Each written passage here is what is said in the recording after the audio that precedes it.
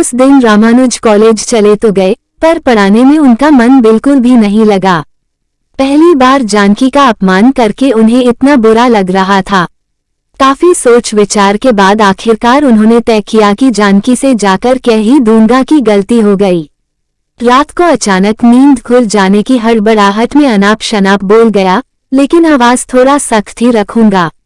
हाँ, यही ठीक रहेगा। कैसे बात करनी है, क्या कहना है, पूरी स्क्रिप्ट की पूरे दिन में कई बार रिहर्सल करने के बाद शाम को जब वे घर लौटे तो रोजाना की तरह जानकी उन्हें पानी के गिलास के साथ नजर नहीं आई।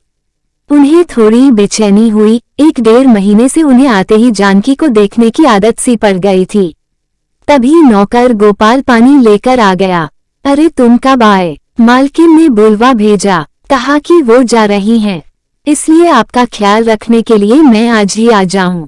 और हाँ, आपके लिए एक पत्र छोड़ गई हैं। अच्छा तुम जाओ, एक कप चाय बना लाओ। गोपाल को भेजकर रामानुज फौरन पढ़ने बैठ गए। क्या संबोधन दूं तुम्हें, समझ ही नहीं पा रही, इसलिए बिना संबोधन के ही पत्र शुरू कर रही हूँ। जानती हूँ तुम खुश होगे आज मेरे जाने से, और ये भी जानती हूँ कि मेरे आने के पहले ही दिन से तुम इसी प्रयास में थे कि मैं घर छोड़ जाऊं, इसीलिए बात बात पर मेरा अपमान करते रहे, वरना इतना बुरा बोलना तुम्हारा स्वभाव नहीं है। ये मैंने पहले दिन ही तुम्हारा चेहरा देखते ही पढ़ लिया था। तुम अपने लक्ष्य में सफल हुए।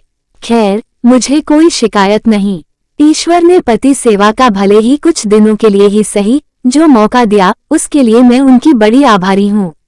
शेष जीवन इन्हीं दिनों को याद करके गुजार दूंगी। पत्र लिखने का कारण शिकायत करना नहीं है, बस अपनी सफाई देना चाहती हूँ। हालांकि झूठ को झूठ साबित करने की कोई जरूरत नहीं होती और न ही मुझे ऐसी आदत है। उस दिन रात को मैं तुम्हारे कमरे में तुम्हारा प्यार पाने की इच्छा से नहीं आई थी। अपने पति का प्यार पाने की सोचने की भी गलती नहीं कर सकती। दरअसल उस दिन मैं रसोई में काम करते गिर गई थी और बहुत चोट आई थी।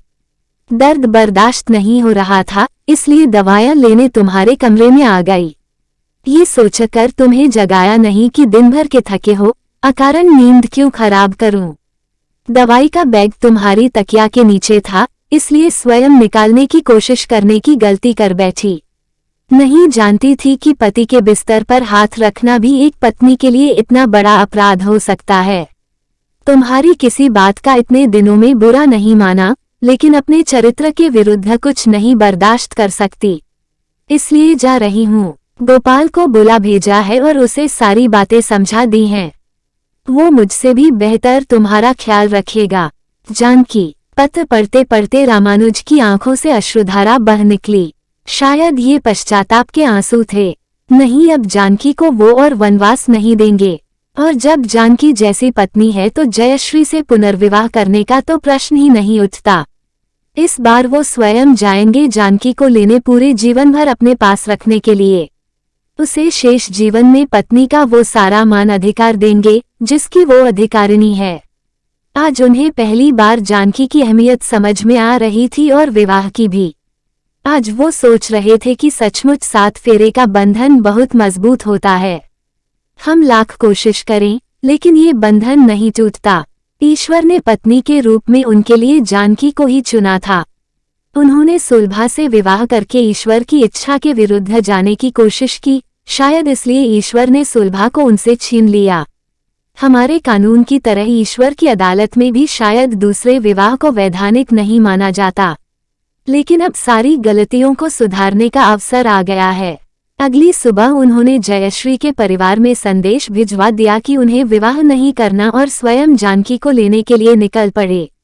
आज जैसी प्रसन्नता उनके चेहरे पर झलक रही थी, वैसी प्रसन्नता और आतुरता सुलभा से विवाह के समय भी उनके चेहरे पर नजर नहीं आई थी।